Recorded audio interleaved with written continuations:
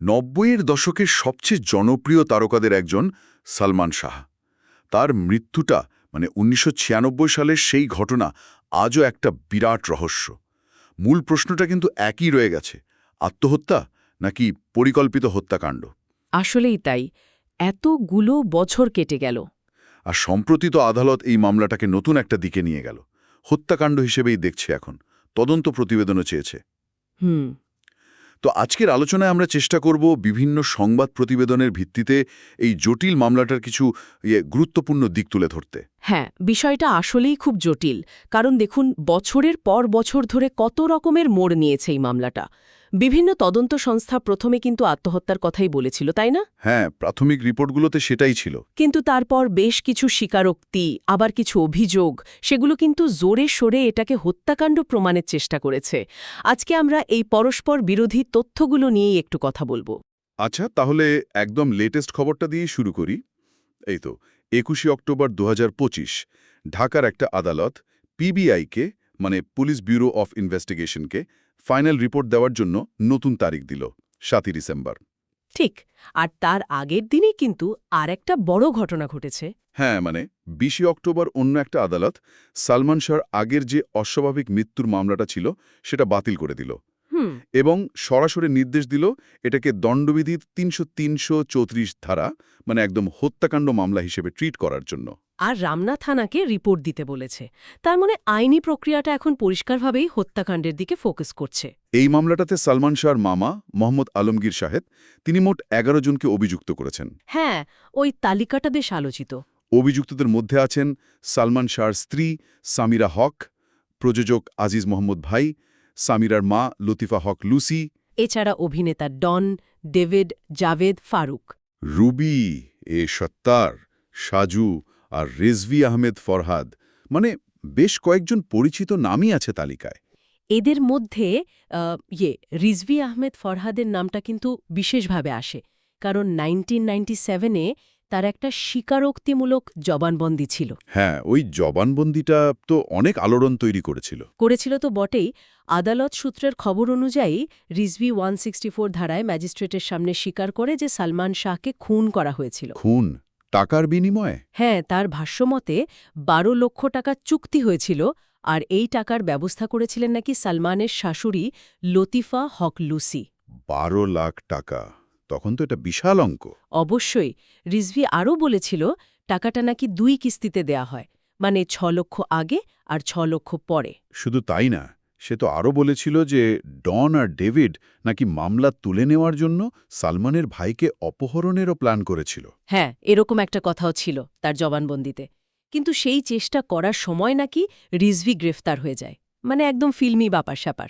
আচ্ছা, রিজভির জবানবন্দিতে ঘটনার রাতের বর্ণনাটা কেমন ছিল? ওটা তো আরও ভয়ঙ্কর শোনা যায়। বেশ বিস্তারিত একটা বর্ণনা ছিল। তার কথা অনুযায়ী ১৯৯৬ সালের ৫ সেপ্টেম্বর রাতে, মানে ঘটনার আগের রাতে, গুলশানের একটা বারে ডন, ডেভিড, ফারুক, জাভেদ আর সে নিজে একসাথে হয়। আচ্ছা। পরে নাকি সাত্তার আর সাজুও সেখানে আসে। তখন ফারুক পকেট থেকে ২ লক্ষ টাকা বের করে বলে এটা সামিরার মা দিয়েছে, আর মোট চুক্তি ১২ লক্ষের। তারপর আরও টাকা আসে? হ্যাঁ, পরে আরও ৪ লাখ টাকা আনা হয়, মানে মোট ৬ লাখ অগ্রিম। আর তারপর তারা সোজা সালমানের ইস্কাটনের বাসায়? ঠিক তাই। রিজভির ভাষ্য অনুসারে তারা যখন সালমানের বাসায় পৌঁছায়, তখন রুবি নামের আরেক অভিযুক্ত তাদের জন্য অপেক্ষা করছিল। রুবিও ছিল? হ্যাঁ, এমনকি প্রযোজক আজিজ মোহাম্মদ ভাইও নাকি সেখানে উপস্থিত ছিলেন। তারা ফ্ল্যাটে ঢোকে, সামিরা আগে থেকেই ভেতরে ছিল, আর তার মা লুসি নাকি একটা ড্রেসিং রুমে লুকানো ছিলেন। সবাই উপস্থিত? রিজভির বর্ণনা অনুযায়ী তো তাই। এরপর ডন, ডেভিড, জাভেদ, ফারুক মিলে সালমানকে ধরে ফেলে, আক্রমণ করে। সামিরা নাকি ক্লোরোফর্ম ব্যবহার করার চেষ্টা করে সালমানকে অচেতন করতে। ও বাবা! কিন্তু সালমান জ্ঞান ফিরে বাধা দিলে ডন তার বুকের উপর চেপে বসে। তখন আজিজ মোহাম্মদ ভাইকে ডাকা হয়, ইনজেকশন দেওয়ার চেষ্টা করা হয়, কিন্তু সালমানের বাধার কারণে সেটা সম্ভব হয়নি। তারপর? শেষে নাকি সালমানকে ড্রেসিং রুমে নিয়ে যাওয়া হয়, পা বাঁধা হয়, আর আজিজ মোহাম্মদ ভাইয়ের নির্দেশে ডন ইনজেকশন পুশ করে।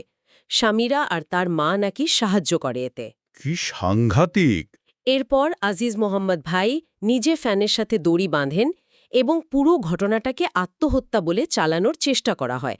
আর ফ্ল্যাটের যে কাজের লোক ছিল তাদের অন্য একটা ঘরে আটকে রাখা হয়েছিল।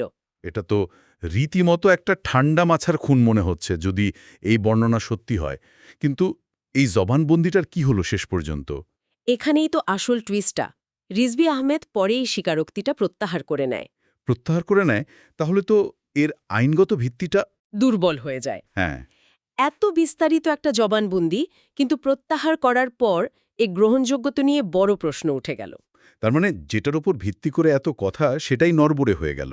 হ্যাঁ আচ্ছা, এরপর তো আবার রুবি নামের আরেকজন অভিযুক্ত তিনি সামনে এলেন। হ্যাঁ ২০১৭ সালে রুবেয়া সুলতানা রুবি, তিনি তখন আমেরিকায়।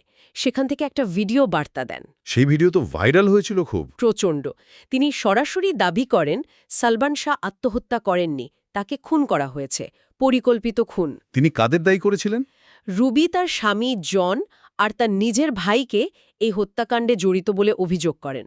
আর পরিকল্পনাকারী হিসেবে সামিরার পরিবার, মানে সালমানের শ্বশুর বাড়ির দিকে আঙুল তোলেন। তিনি তো এটাও বলেছিলেন যে তাকেও নাকি খুনের হুমকি দেওয়া হচ্ছে। হ্যাঁ, বলেছিলেন যে তার জীবনও হুমকিতে, তাকেও মেরে ফেলা হতে পারে। এই দাবিটা কিন্তু মামলায় নতুন করে একটা আলোড়ন তৈরি করে। একদিকে রিজভির প্রত্যাহার করা জবানবন্দি, আরেকদিকে রুবির এই ভিডিও বার্তা। বেশ জটিল পরিস্থিতি। এর মধ্যেই আবার সামিরা হক, মানে সালমানের স্ত্রী, তার বিরুদ্ধে ওঠা একটা অভিযোগ কিন্তু খণ্ডন করার চেষ্টা করেছেন। কোনটা? ওই যে ডনের সাথে একটা ছবি নিয়ে বিতর্ক হয়েছিল। হ্যাঁ, ঠিক ওইটাই। একটা ছবি বেশ ছড়িয়েছিল যেখানে ডনের সাথে এক নারীকে অন্তরঙ্গ অবস্থায় দেখা যায়। অনেকে দাবি করেন ওটা সামিরা। সামিরা কি বলেছিলেন? সামিরা দাবি করেন ছবিতে থাকা নারী তিনি নন, ওটা নাকি আশা ভালোবাসা সিনেমার শুটিংয়ের সময় তোলা। মেয়েটির নাম সাবরিনা, আর ছবিটা সালমান নিজেই তুলেছিলেন মজা করার জন্য। আচ্ছা, তাহলে সব মিলিয়ে অবস্থাটা কি দাঁড়াচ্ছে? মানে একদিকে ডিবি, সিআইডি, এমনকি বিচার বিভাগীয় তদন্তেও কিন্তু আগে বলা হয়েছিল এটা অপমৃত্যু বা আত্মহত্যা। ঠিক, এবং সালমানের পরিবার সেই রিপোর্টগুলো কখনোই মেনে নেয়নি। আর অন্যদিকে রিজভির সেই স্বীকারোক্তি, যদিও পরে প্রত্যাহার করা, আবার রুবির খুনের দাবি। আর এখন তো আদালত সরাসরি হত্যাকাণ্ড মামলা হিসেবেই তদন্ত করতে বলছে। একদম। পিবিআই এখন নতুন করে পুরো বিষয়টাই তদন্ত করছে। তাদের রিপোর্টটা তাই এখন ভীষণ গুরুত্বপূর্ণ হয়ে দাঁড়িয়েছে। তাহলে এই যে এত বছর ধরে এত আলোচনা, এত তদন্ত, তারপরেও সালমান শাহর মৃত্যু রহস্যের কোনো স্পষ্ট কিনারা হলো না। সেটাই। একদিকে আদালতের নির্দেশে নতুন তদন্ত শুরু হয়েছে, ১১ জনের বিরুদ্ধে হত্যাকাণ্ডের অভিযোগ। আবার অভিযুক্তদের মধ্যেই এত পরস্পর বিরোধী বক্তব্য। পরিস্থিতিটা আসলেই খুব জটিল। আগামী ৭ই ডিসেম্বর পিবিআইয়ের রিপোর্ট দাখিলের তারিখ। সেদিকেই এখন সবার চোখ। হয়তো নতুন কোনো তথ্য আসবে যা এই দীর্ঘদিনের ধোঁয়াশা কিছুটা হলেও কাটাবে। দেখা যাক। তবে একটা প্রশ্ন কিন্তু থেকেই যায়, তাই না?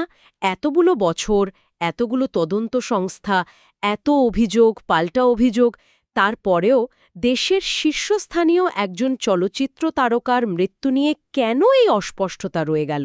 আসলেই কেন? এটা কি শুধুই তথ্যের অভাব, নাকি এর পেছনে অন্য কোনো কারণ আছে, আরও গভীর কোনো রহস্য যা এখনো আমরা জানি না? এই প্রশ্নটা কিন্তু আমাদের ভাবায়।